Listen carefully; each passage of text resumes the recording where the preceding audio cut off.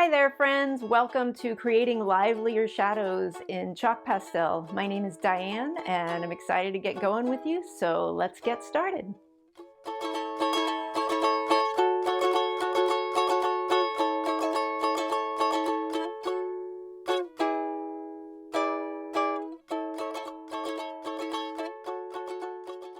So before we get into the drawing, let's just talk about what materials you will need for this short class. You'll need a piece of paper suitable for chalk pastel, a drawing pencil with an eraser. You'll need something to wipe your fingers on. A rag is fine. If you're wearing old clothes, you can just wipe it on your pants or your shirt, whatever. You'll need your reference photo. We're just going to be copying this apple and a little bit of the two on the side, or the pomegranate and the other piece of fruit on the side. This painting is by Gustave Courbet. It's called Still Life with Apples and a Pomegranate. Actually, this is a detail from that painting, done in 1871 to 72, and it's oil on canvas. You'll see that information on the bottom of your screen as well. So you can pause the video, find it on the internet, download and print it out and have it for your reference, or you're welcome to copy it from your device screen if you prefer that. I prefer to have a printed copy because I find it easier and nicer to match the colors, I guess. So you'll also need your chalk pastels. I have a large kit. If the larger the kit you have, the less you have to blend colors in order to create the colors you want. So if you want the kind of experience where you're forced to blend colors, then have a small kit and you will gain some experience with using yellow and green to create a yellowy green, for example. But if you prefer to just have the color you want and you don't want to mix it, then have a large kit. Either way is fine. So we're going to start by just loosely drawing the apple that we see. So I'm going to say I want the top here and the bottom here. So we have a nice big area to color. So I'm just going to kind of draw approximately the shape. It's a little bumpy on the left there. It's flat on the bottom due to the dish in the way. Lip of the dish bowl. It's a bowl, I guess. And it's kind of flat on the right side. Something like that. I guess I could make it come out a little further. And then on the side of it, there's this other apple-like thing. I guess it is an apple because it's called Dish with Apples, or Still Life with Apples, and a pomegranate. And then the pomegranate is on the left, and I'm not even going to draw that because we're not going to draw the whole thing. We're just putting a little color next to the main green apple.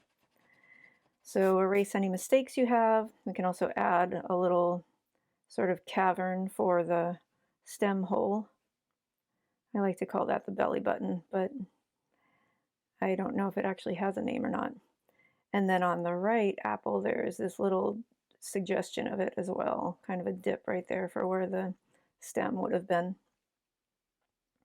Once you're done with your drawing, you can set your pencil aside, and we're just going to go in and put in base colors. So for this apple and a lot of this one, we're just going to use yellow as a base because that's the lightest, brightest color. So make sure you have a clean yellow. You can see mine is not clean because I was using it to color something else earlier. So I'm just rubbing it on the side of the paper or piece of scratch paper to get it clean. And then I'm going to color pretty solid.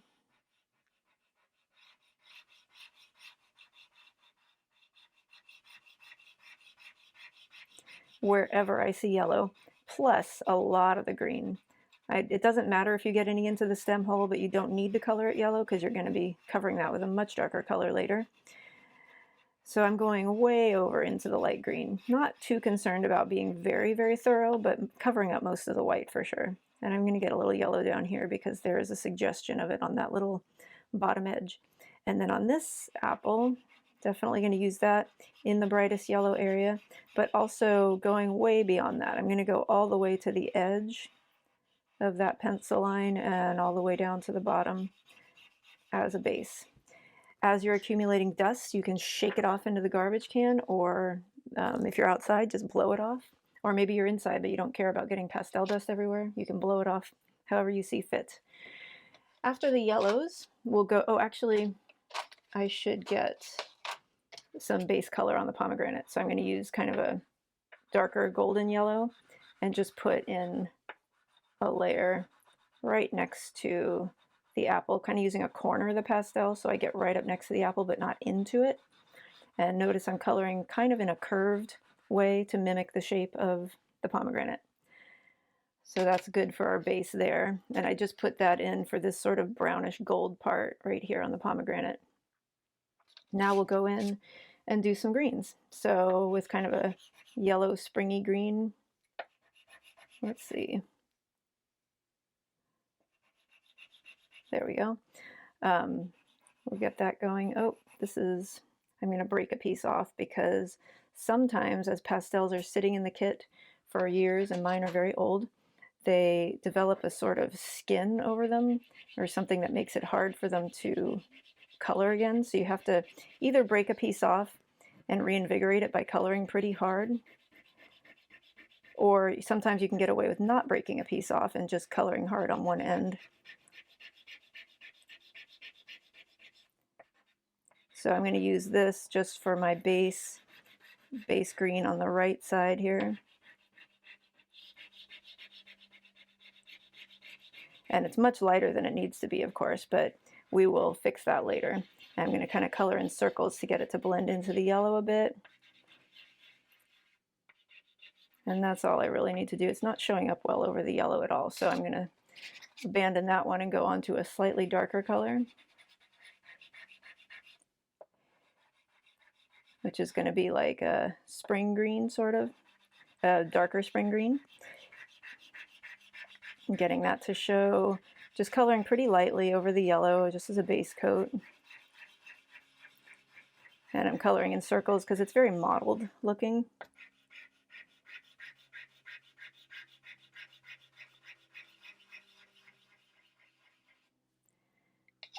And then we'll do some other base coaty stuff over here. So I'm going to use the golden yellowy brown again to color over the whole left edge of this apple.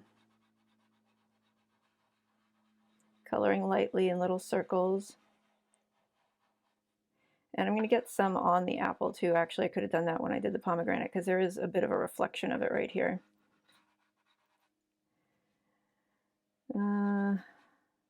And down into here.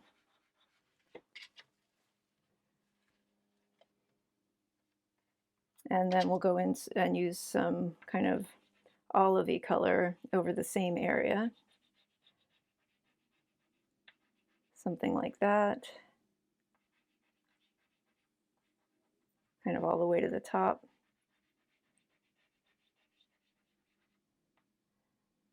I've got a lot of dust, accumulating here, so I'm going to shake it off into the garbage can. And I'm going to go back and try a little bit more layering, or not layering, but blending. So I'm just coloring again very lightly. You may not need to do this if yours is already well blended. I'm just trying to kind of soften in the streaks on the apple.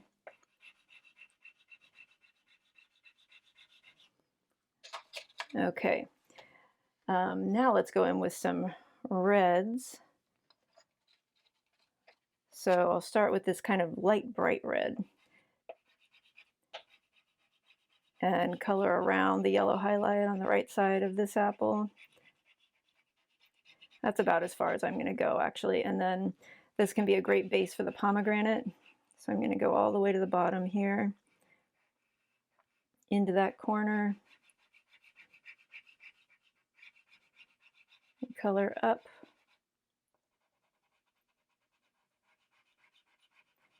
Sort of following the direction of the skin of the pomegranate and cutting way into the light brownish color I used before. And don't worry, we are going to go back and soften these edges. Right now we're just putting blocks of color where we see it.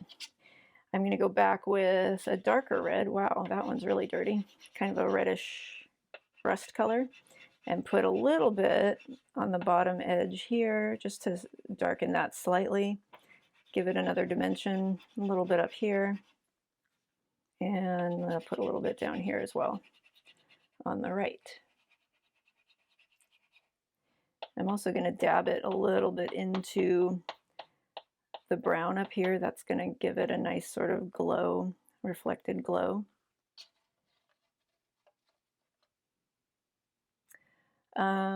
Now we're going to go in and darken stuff. And then we'll go back and blend more. So shake off any dust you have. And we're going to, the whole point of this class is creating livelier shadows, so we're going to talk about that a little bit. We're not going to use black, so we're going to use very dark colors. This is a dark, dark green. You can see if I soften it, it shows against the paper that it's a really dark green. And we're going to use a very dark red, kind of reddish purple almost. But we're not going to use true black. I'll put some down so you can see the difference. Black does have its place. It's really nice to darken things when you just can't get them dark enough. But when you can avoid it, I avoid it like anything, because it tends to deaden things. So if you can get away with using darker colors, it just makes them look more lively and realistic, in my opinion. So with green and red are opposites. That's why we're using a dark green and a dark red. So we're going to put the dark green wherever we see blackish shadows on the red parts. So in the corner of the pomegranate here, and I started pretty dense, and then I'm coloring out lighter and lighter and lighter into the red, further than I think I need to, because I'm going to go back with the red and blend it. I'm going to put little suggestions of it up here for this sort of mottled skin texture. And then over here on the right, color this whole triangle dark green. And again, if you have a very small set of pastels, you probably have one black and one green. Use them both together. Just blend them together to create a blackish green. And that is one instance where you would use black if you just don't have any other options. But you can adjust the black to be any kind of black, a reddish black, a greenish black, bluish black, whatever you need to do. In the shadow here, I'm going to use my very dark red on the apple. So that's going to create the base for the shadowy part behind the stem, right up against the green apple. I'm going to kind of curve it around the bottom edge to create shadow there.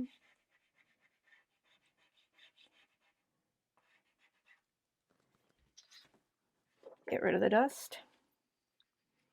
And then on the main green apple, I'm going to use the dark green as the black. So I'm coloring in the stem hole pretty solid. And then I'm going to pull little kind of thick lines of it out like a starburst into the skin of the apple. So it's originating here and pulling out depending on which area you're doing. Now I'm pulling to the right to mimic the shape of that hole and the kind of outwardness, the curvedness of the apple itself. And then I'm going to put a wide but light band of the dark green kind of going up the center of the apple to show that shadow. And it kind of seems to be wanting to reach out for this shadow. So I'm going to extend this one down a little bit. And I'm also going to put some on the right side here. Now, if you look at the right side, very right edge of the apple, it's a little bit lighter there than it is here. This is called, the dark part is called the core shadow. It's the darkest part. And the part right next to it is called the reflected light. So you're not going to color dark green all the way up to the edge of this apple because we want to leave room for that reflected light. And the reflected light is orangey or pinkish because it's reflecting off the red apple right next to it. So I just basically did just a really dark green band of color kind of down the right side there.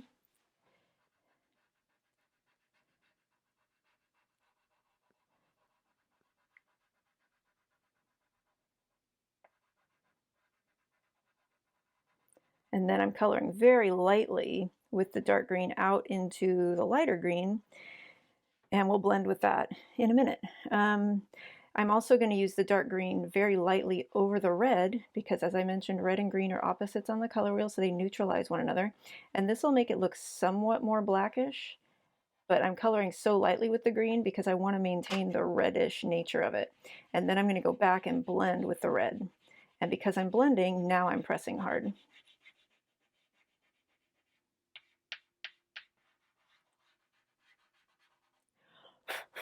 A lot of dust. And I do have the red in my hand, so now is a great time to go back and use it to blend the green on the pomegranate. So I'm just going to kind of go back into it, just cleaning it off there. Smear it into the red a bit. And you can see it not only blending it, but it's making it look less green and more just shadowy.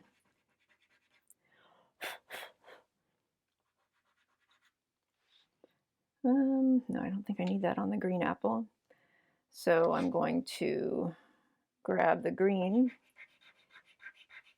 for the apple and just very lightly go in and color in circles where I see this dark green, and that'll help blend the dark green into the lighter green area. And it also has the nice effect of creating that sort of mottled painterly texture. When I get up here, I'm going to go into that center a little bit. Here I'm pulling the dark green out into the body of the apple somewhat. And that's a little sloppy, but I'm going to go back with the yellow in a minute. And then I'm going to blend on the left side of this shadow in circles into the yellow on the apple. Over here, I can go back with this sort of reddish color and put just a suggestion of it on the reflected light there on the green apple.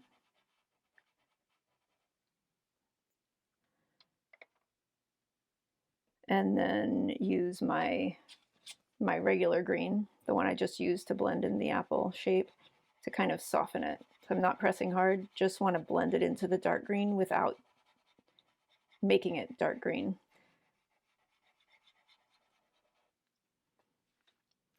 Okay, let's go back to the yellow now, and we'll do some more blending with the yellow.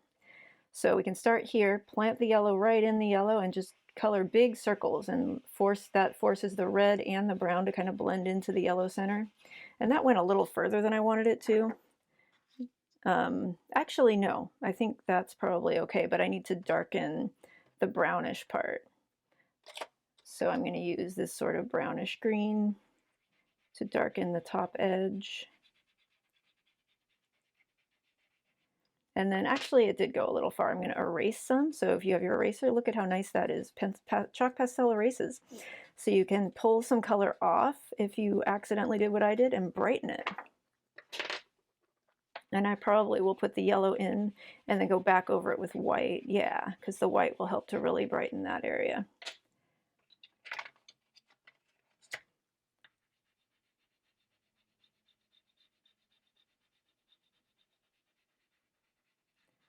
And then I'll use the yellow over the top of the white so that it doesn't appear white. And I'm just coloring very lightly just to get that part brighter. Okay, now we'll go back with that kind of brownish color again and blend it a little bit very lightly into the red, and then pull it over to the red on the right side so that the bottom edge of this apple gets a little bit darker. Oh, and now we'll use the yellow into the green apple. So we'll see if this works without erasing. I don't know if it will. I'm going to put yellow over the green where I want it brighter. So I'm going to try to create these little fingers of yellow kind of curving into that dark stem hole space. Kind of working. And I prefer to do this than erase if I can, because it's nice to layer your chalk pastels rather than pull them off if you can.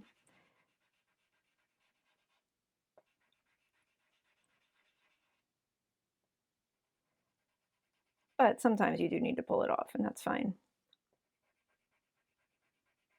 This is working pretty well, actually.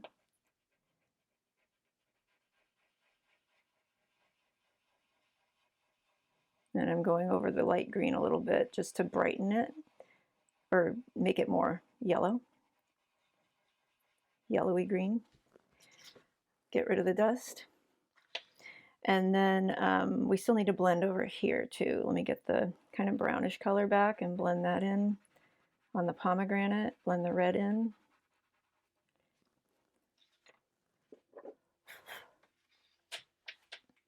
And then the stem hole on the green apple needs some red because you can see it looks a little flat.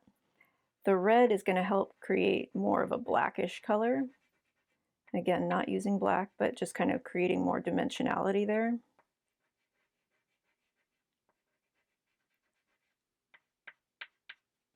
I don't know if that's actually a word. I think I may have just made that up.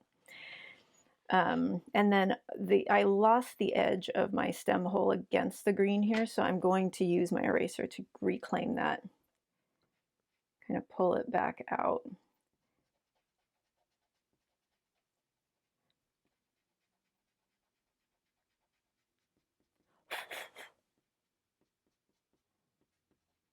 So I'm pressing pretty hard because now I'm trying to pull off a darker color. And I will put yellow in right there. I'm using yellow rather than the light green because the yellow is brighter, and I'm fighting a darker color right here. And then when I did that, I lost this shadow, so I'm going to put that back in.